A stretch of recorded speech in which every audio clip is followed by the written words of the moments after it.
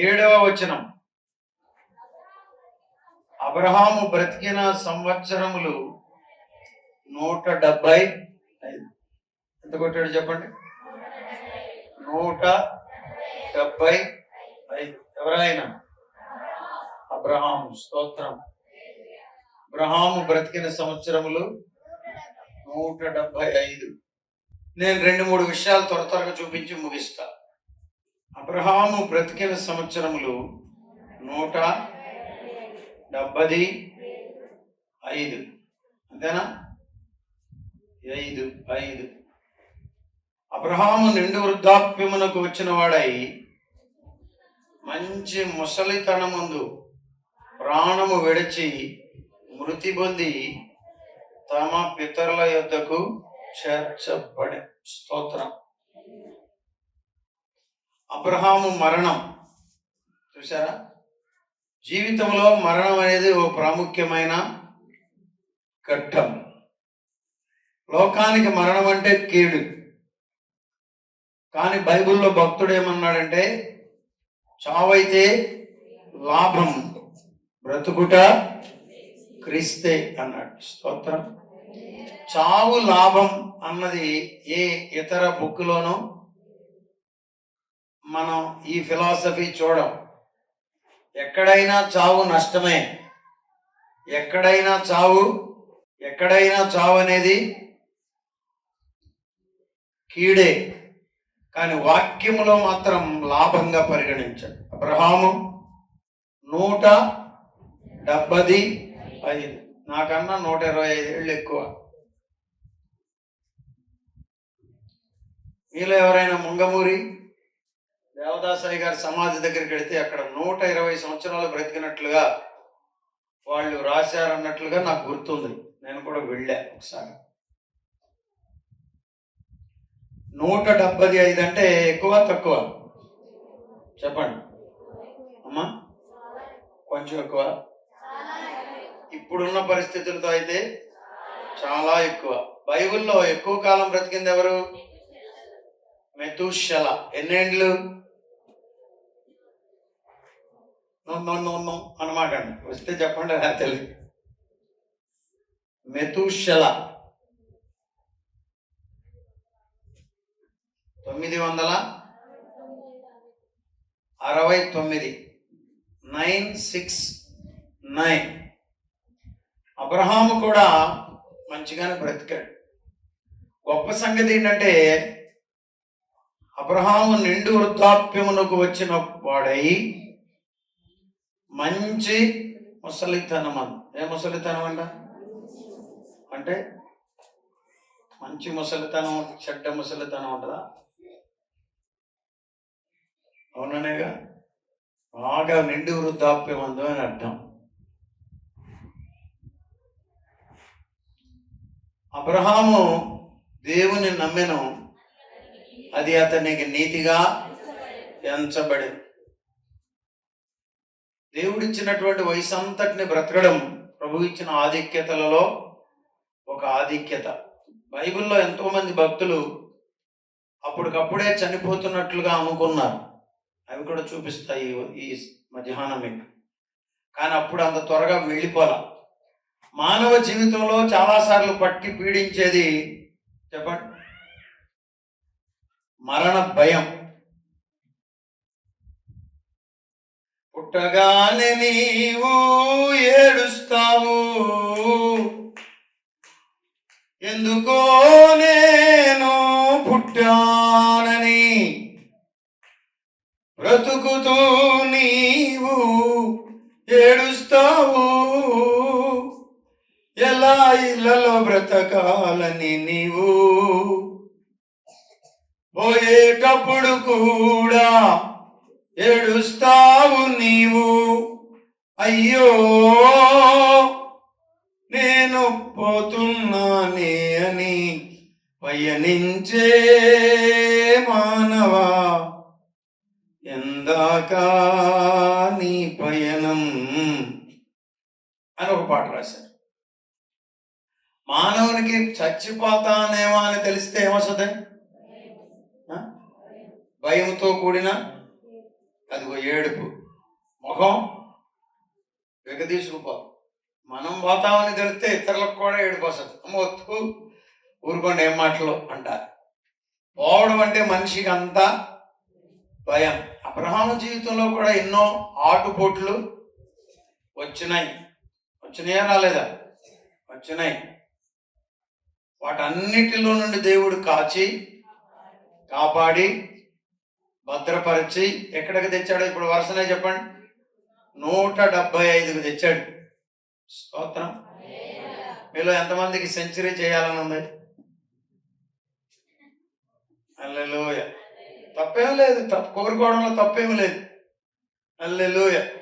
నాకు తెలిసి మీలో సగానికి పైగా మంది ఎందుకు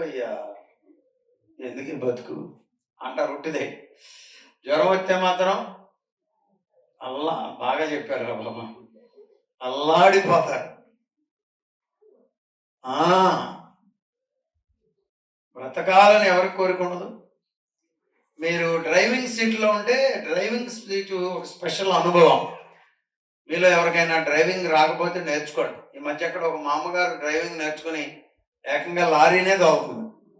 మీరు బండి అన్న తోలలేరా? చెప్పండి, నేర్చుకోండి.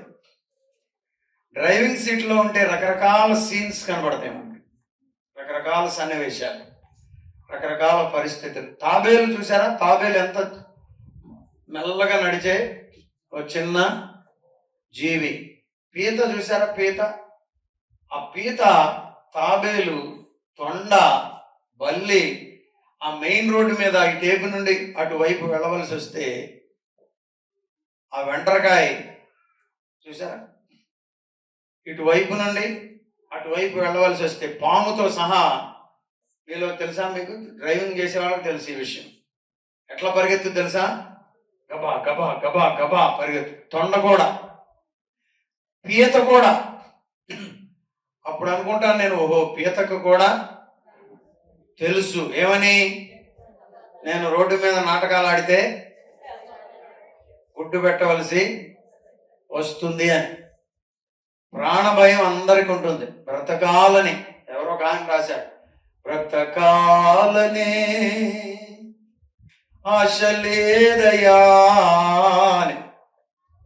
ఒకవేళ బ్రతికితే అది మరి ఆయనకి తెలుసు, దేవునికి తెలుసు. చాలాసార్లు అందరికి బ్రతకాలనే ఆశ ఉంటుంది. ఎవరికైనా మరణం వచ్చేసిందని తెలిసే, ప్రభువా హిజ్కియాకి 15 సంవత్సరాల వయస్సును నీవు పొడిగించావు కదా నాయన, ఆయుష్ను మాకు కూడా ఇవ్వండి స్వామి. ఆ ఒక్క సందర్భంలో తప్ప మరి ఏ ఇతర సందర్భంలో హిజ్కియాని జ్ఞాపకం చేసుకోమను. For the extensional life. అయితే అబ్రహాము తన జీవితాన్ని కొనసాగించి ఎన్నో మాదిరికరమైన విషయాలు మనకు బోధించి విశ్వాసులందరికీ తండ్రిగా పేరుగాంచి నిండు వృద్ధాప్యమందు మీరందరూ కూడా, నా కోరికలలో ఉన్న ఒక కోరిక ఏమిటంటే మీరందరూ ప్రభు సన్నిధిలో మరి నిండు వృద్ధాప్యం వరకు బ్రతకాలని. స్తోత్రం చెప్పండి. హల్లెలూయా. అక్కడ బ్యూటీ ఏంటంటే మంచి ముసలితనమందు ప్రాణము విడిచి మృతి పొంది తన పితరుల యొద్దకు చేర్చబడి. దీనిని ఫిజికల్గా తీసుకుంటారో స్పిరిచువల్గా తీసుకుంటారో. ఆత్మీయంగా తీసుకుంటేనేమో అతడు అతనికన్నా ముందు వెళ్ళిన భక్తుల దగ్గర ఉన్నాడని దాని అర్థం. అంతేనా? నువ్వెప్పుడు ప్రత్యక్షమయ్యావు. ఫిజికల్ గా తీసుకుంటేనేమో తన యొక్క బంధువుల దగ్గర పాతి పెట్టబడ్డాడని అదొక. బైబిల్లో ఎందుకో సమాధికి కూడా పాతి పెట్టుటకు కూడా ఒక ప్రాధాన్యత ఇచ్చాడు. స్తోత్రం. హల్లెలూయా. ఒకడు 100 మంది పిల్లలను కని సరైన రీతిలో వాని సమాధి జరగకుండా పారవేయబడితే వాని కంటే పడిపోయిన పిండము గతి మేలు అన్నాడు. అంటే దాని అర్థం ఏంటి? పాతి పెట్టడం సరిగా పెట్టాలనే వద్దని. హలో హలో హలో హలో హల్లెలూయా స్తోత్రం. ఏం పెట్టాలని? సరిగా పాతి పెట్టబడాలి. ఒక వ్యక్తి నాకు తెలుసు, నెలకు 1,00,000 రూపాయలు వచ్చే పరిస్థితి, చనిపోయినాక కూడా 50,000 వచ్చే పరిస్థితి. కానీ చనిపోతే 400 రూపాయలు పెట్టి తెచ్చారు. అని చూస్తున్నారండి. అంటే ఎవరు ఏమి అనరాని, అంతేగా. జుట్టు వచ్చుకుని నన్ను ఎవడు కొడతాడులే, జుట్టు కూడా లేదు కాబట్టి. అండి దేవునికి స్తోత్రం. హల్లెలూయా. గట్టిగా స్తోత్రం చెప్పండి. హల్లెలూయా. ఆమేన్.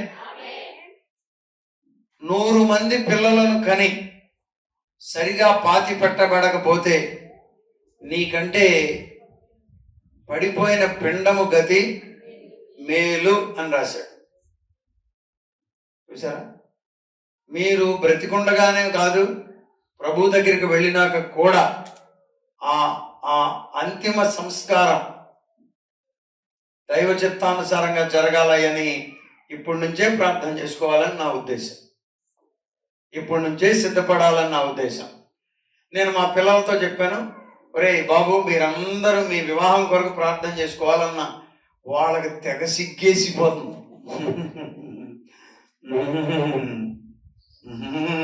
అని తలకాయలు ఉంచుకుని మరి నవ్వుకుంటున్నారు.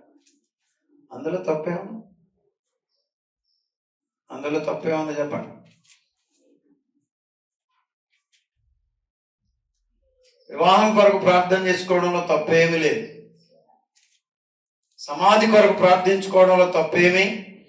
బహిరంగంగా ఏం మైకులు అక్కర్లా. మైకులు ప్రభువా నా సమాధి కార్యక్రమం బలముగా జరగాలి నాయన పెట్టి అద్భుతమైన రీతిలో, అంత ఓవరాక్షన్ ఏం అక్కర్లా. మౌనంగా నువ్వు ఇంట్లో ప్రార్థన చేసుకునేటప్పుడు నా జీవితానికి ఒక విలువ ప్రభా, బ్రతికిన దినాలన్నీ విలువగా బ్రతకాలి, చనిపోయినాక కూడా నేను విలువగానే వెళ్ళిపోవాలి అని ప్రార్థన చేసుకోవాలి. దొరికింది ఆ ఛాన్స్ ఎవరికి? అబ్రహాముకు. దేవునికి స్తోత్రం. 60 ఏళ్ళు, 70 ఏళ్ళు, 80 ఏళ్ళు ఈ లోకంలో బ్రతికి రోజుకు 100 రూపాయలు, 200, 300, 400, 500 సంపాదించుకొని, ఏమండి 200 వేసుకున్నా కానీ తక్కువ అవదే. మనం చనిపోయినాక ఇంటింటికి తిరిగి బియ్యం పోగేటివి దరిద్రం. మాకు సిగ్గుచేటు.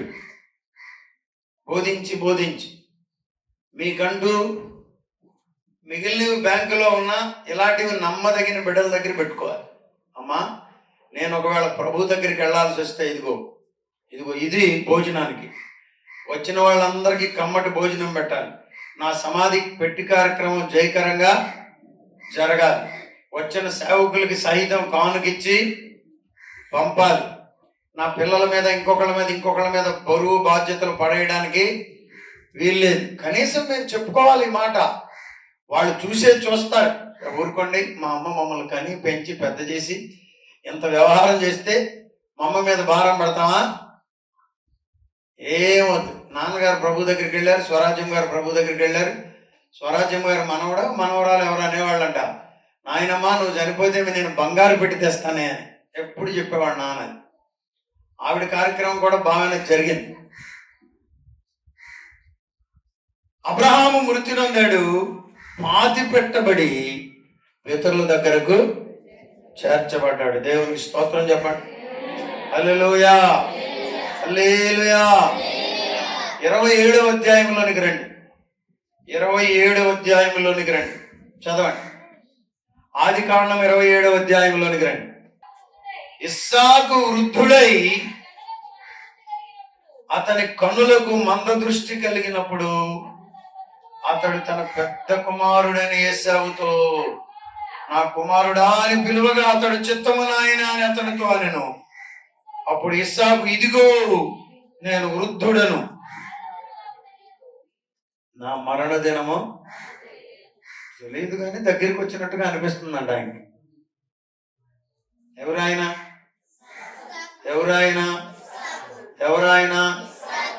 ఎవరాయన కొంచెం మారి చెప్పేది ఇస్తా కనబడి కొంచెం మార్చొచ్చు కదా, చెప్పండి. అబ్రహాము ఈ లైన్లో వస్తున్నాం కదా, వాళ్ళ నాన్నగారు నిండు వృద్ధాప్యం వరకు బ్రతికి వెళ్ళారు. కొడుకు కూడా ఇప్పుడు ఏ స్థాయికి వచ్చాడు? ఇది ఎట్లా అంటున్నాడు, ఇస్సాకు వృద్ధుడై కన్నులకు మంద దృష్టి కలిగినప్పుడు అతడు తన పెద్ద కుమారుడైన ఎస్సావుతో నా కుమారుడా అని పిలవక అతడు నా చిత్తమునాయన అతనితో అని అప్పుడు ఇస్సాకు ఇదిగో నేను వృద్ధుడను. చెప్పండి ఏమన్నాడు? నేను వృద్ధుడంటే ఎంత వయసు అనుకుంటాం చెప్పండి? వృద్ధుడంటే సుమారు ఎంత వయసు అనుకుందాం? 80 ఏళ్ళు వస్తే వృద్ధులు అనొచ్చు, బాగానే ఉంది. ఇప్పుడు మనకున్న ఏజ్లో అయితే 75 వృద్ధాప్యంలోకి వెళ్ళవచ్చు. స్తోత్రం. అంతే, కొంచెం జుట్టు చుట్టూలోనే వృద్ధులు అనుకోవడానికి లేదు. ఇస్సాకు వృద్ధాప్యంలో ఉండి అంటున్నాడు, కొడుకా నా టైం అయిపోయినట్టుగా ఉంది, నేను ఏదైనా తిని చచ్చిపోవాలని ఉందిరా, నువ్వు వెళ్ళి వేటకు వెళ్ళి మంచి వేట మాంసాన్ని పట్టుకురారా అన్నాడట. చూసారా ముసలోడు కోరిక ఏంటో చెప్పండి? వెళ్ళబోయే ముందు మంచి తిండి తిని. చూసారా పిల్లలు వింటున్నారా? మీ ఇంట్లో వృద్ధులుంటే ఇది గుర్తుంచుకోండి. నీకెందుకు అబ్బాయి, నీకెందుకా అని త్వరగా పోతారని కూడా కొంతమంది ఎండగడతారు. వృద్ధులకి ఆకలి ఎక్కువ. వృద్ధుంటే వాళ్ళకి ప్రాణం తపతపలాడిపోద్ది. వాళ్ళకి మనం ఏం చేయాలి? వాళ్ళ యొక్క అవసరతను తీర్చాలి. నువ్వు చిన్నప్పుడు పుట్టగా నాకు చూడు ఎక్కడైనా వాళ్ళు కుయ్యి కుయ్యి కుయ్యి. ఇంకో కొత్త క్యాండిడేట్ వచ్చాడు ఇప్పుడు మనకి, ఇంకా ఇప్పుడు పసిబిడ్డలు ఇప్పుడు ఉన్నారు మనకి చేతినండ. స్తోత్రం. ఏముంది 10-15 ఏళ్ళలో వాళ్ళు కూడా ప్రయోజకులు అవుతారు. ఇప్పుడు వాళ్ళు ఏడుస్తున్నారంటే అమ్మ ఊరుకుంటుందా? గబా గబా గబా వెళ్ళిపోయి పాలు ఇచ్చేస్తారు. అదిగో చూడండి. మరి మీరు కూడా వృద్ధాప్యంలోకి వచ్చినాక మీ తల్లిదండ్రులను అట్లా చూసుకోవాలి, పోషించాలి, అవసరతలు తీర్చాలి. మా తల్లిదండ్రులను అమ్మిని తల్లిదండ్రులను కూడా చూశాము అన్న ఒక తృప్తి మాలో ఉంది. అందుకు దేవునికి స్తోత్రం. మీలో ఎవరికి కూడా అయ్యో అమ్మను చూడలేదే, చచ్చిపోయిందే అన్న రోజు రాకూడదు. తండ్రి చచ్చిపోతే రాలేదంటండి. ఎంత విచారం, ఎంత విచారం, చాలా విచారం. ఇంకేం చెప్తావు నువ్వు జనానికి? You are completely unfit. Matter ఏదైనా కావచ్చు. తండ్రి నిన్ను కన్నాడు, తల్లి నిన్ను కంది. తండ్రిని తల్లిని చూడవలసిన బాధ్యత నీ మీద ఉంది. అంటే జరిగిన సంగతి ఏందో మీకు తెలుసు. 35వ అధ్యాయం 28వ వచనంలోనికి రండి. 35:28. రాసుకునే వాళ్ళు రాసుకుంటే కూడా మంచిది. ఇస్సాకు బ్రతికిన దినములు 180. అబ్బో, వాళ్ళ డాడీ ఎన్నాళ్ళు బ్రతికాడు? 175. ఇస్సాకు ఎన్నాళ్ళు బ్రతికాడు? ఎందుకు బతకడు? అమ్మగారు కాస్త కూర తెమ్మంటే 2 మేకపిల్లలను రెడీ చేసి పంపింది, అందుకని బతికాడు. ఈ భర్తలు ఎక్కువ కాలం బ్రతకాలంటే కాస్త వాళ్ళని ఆలనా పాలన చూడాలి, అప్పుడు బ్రతుకుతాడు. స్తోత్రం. ఆమె ఇలాంటి మర్మాలు చెప్తారని వచ్చామయ్య గారు అన్నట్టు రాసుకుంటున్నారు కొంతమంది. మరి చేసేదంత నుంచి వెళ్ళిపోయిన వాళ్ళ సంగతి వదిలేయండి. కొంతమందిని ప్రభు ముందే పిలుస్తాడు, అది వేరే సంగతి. ఉన్నోళ్ళు సంగతి, పిల్లల సంగతి, పెద్దల సంగతి, తండ్రి సంగతి, తల్లి సంగతి. కొంతమంది వెళ్ళిపోయిన వాళ్ళ గురించి తెగ బాధపడి అమ్మో ఎంత ప్రేమో ఎవరి మీద. మరి ఉన్నోడి సంగతి చూడు. మీ నాన్న వెళ్ళిపోయాడు అనుకో, మీ అమ్మ సంగతి చూడు.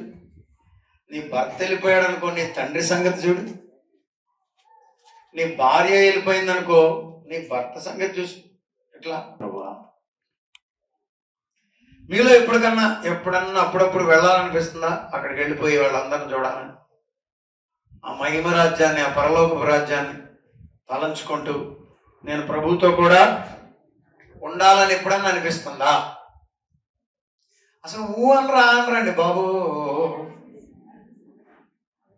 మొన్న ఎవరు పాస్టర్ గారు అడిగారు, మీలో ఎవరినన్నా ఒక్కళ్ళన్నా ప్రభువులోకి నడిపించారని. ఒక్కళ్ళకి ఇక్కరు మంటలా. ఆయన 1, 2, 3 అని లెక్కేసుకుని పాపం ఆయన కోపం వచ్చినట్టు నాకేం అసలు. కొంచెం సమాధానం చెప్పండి అమ్మా. ఇంటికాడేమో ఓహో 1 అడిగితే 4 చెప్తారంట. వాళ్ళతో గోలగా ఉంది ఇంటికాడ వాళ్ళతో. మరి ఇక్కడ ఎందుకు చెప్పకూడదు? ఎప్పుడైనా ప్రభువా నాకు నీ రాజ్యాన్ని చూడాలని ఉందయ్యా. విచిత్రమైన కోరికలు మనకు కొన్ని ఉండాలి. నాకైతే ఎలా ఉందంటే, అసలు ఆ దావీదు ఆ సింహాన్ని ఎట్లా పట్టుకున్నాడు, దాని వెనుక ఎట్లా పరిగెత్తాడు, దాన్ని ఎట్లా చీల్చాడు, చీల్చబోయే సమయానికి దావీదు మీదకి అది ఎట్లా వచ్చింది. ఆ వీడియో ఎక్కడన్నా దొరికితే, మనోళ్ళు ఊహాజనితమైన వీడియోలు ఏఐలో తీస్తున్నారు, కానీ అస్సలు ఒరిజినల్ వీడియోలన్నీ అక్కడ ఉన్నాయి అనుకుంటున్నాను. నిండు వృద్ధాప్యం అందంట మృతి పొంది పితరుల యొద్దకు చేర్చబడ్డాడు. గొప్ప సంగతి.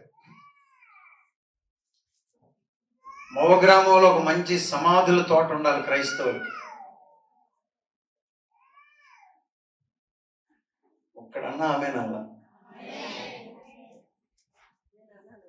ఎండకి మీరు ఆ రకంగా ఇబ్బంది పడుతుంటే ఇంకా ఆమెను ఎక్కడ అంటారు?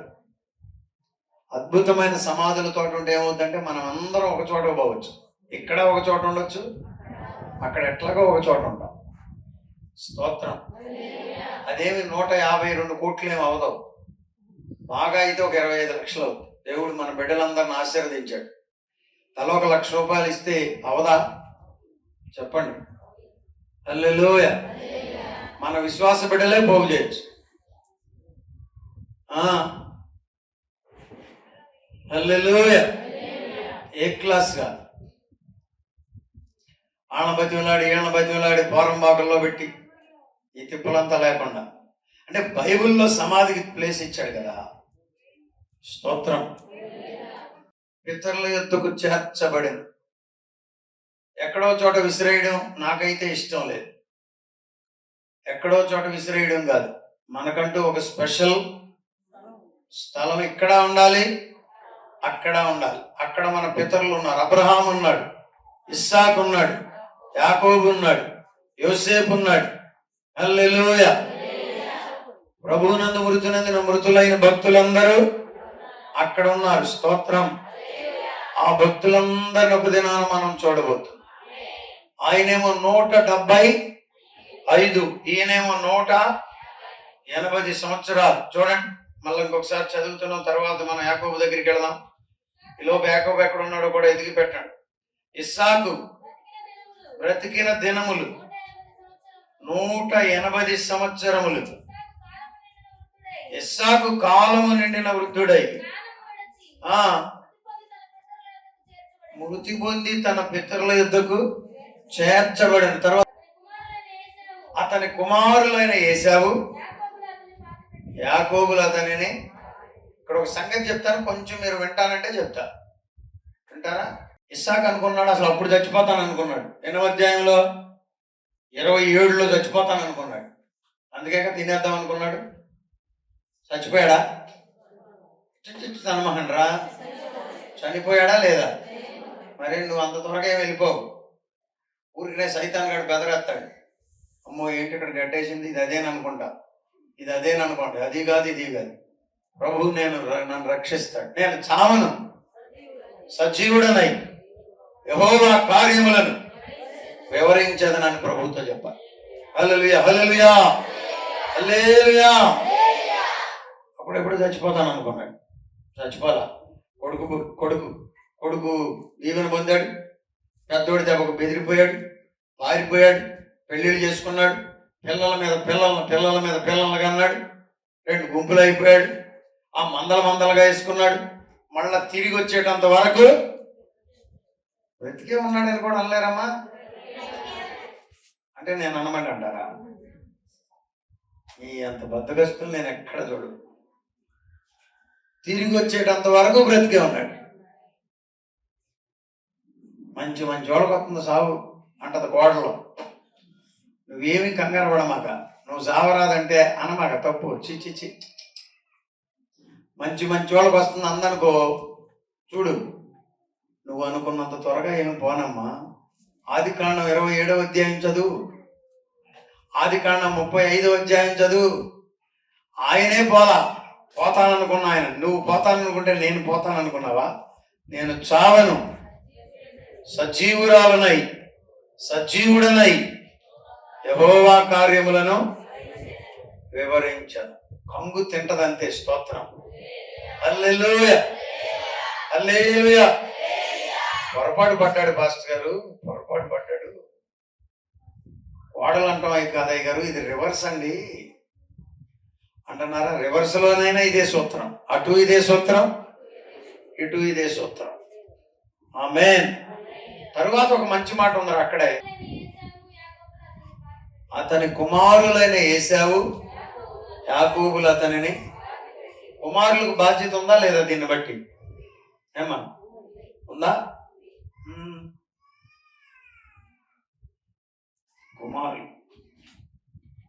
కుమార్తెలు ఉంటే వాళ్ళు కూడా వచ్చేవాళ్ళు. దాన్ని ఏమి నేను డిస్క్రిమినేట్ చేయట్లేదు. కుమార్తెలు వాళ్ళే పాతి పెట్టుకుంటారు అనుకోవాలి. మనమే ఇట్స్ అవర్ రెస్పాన్సిబిలిటీ.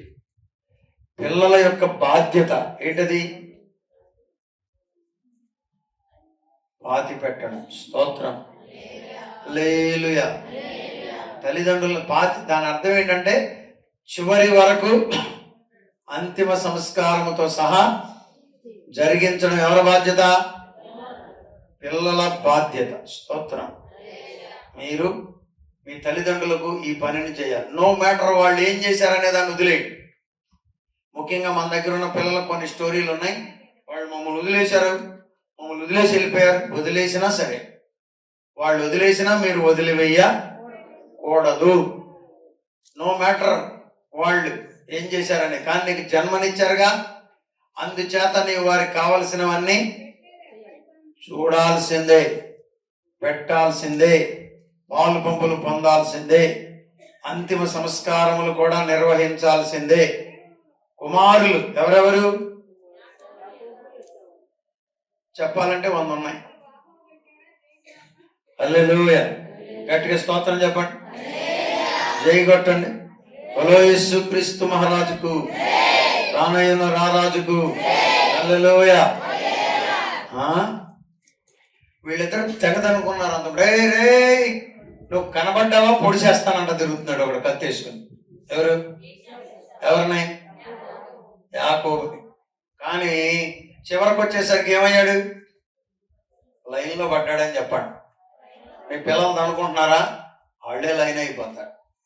మీ పిల్లలు వేరు వేరు మనసులతో ఉన్నారా? వాళ్ళే లైన్ అయిపోతారు. వాళ్ళు ఏకముగా కూడి నిన్ను సంతోషపెట్టే రోజు ఒకటి ఉంది. హల్లెలూయా. తల్లిదండ్రులు సహజంగా ఏం కోరుకుంటారు? పిల్లలందరూ ఒకే మనసుతో ఉండాలి. కానీ పిల్లలు అంత తేలిగ్గా ఉంటారా? చెప్పండి. ఒకరంటే ఒకరికి పడదు. ఇవి వచ్చిన అల్లుళ్ళు, ఇవి వచ్చిన కోడళ్ళు, వీళ్ళు అంటారు. చూసారా? మీరు అట్లా అనుకోండి, ఉండండి, వాళ్ళ సంగతి తర్వాత.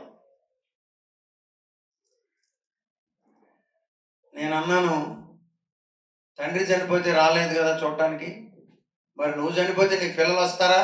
బైబిల్ ఏం చెప్తుందంటే, ఏ విత్తనం ఎత్తుతావో అదే పంట కోస్తావు, అదే పంటకు వస్తావు. ముసలమ్మని తీసుకెళ్లి గుడిసెలో పడేసామనుకో, రేపొద్దున నిన్ను కూడా గుడిసెలోనే పడేస్తారు. అది గుర్తుంచుకో. ముసలమ్మను బాగా చూసుకున్నావు అనుకో, నిన్ను కూడా బాగా చూస్తా.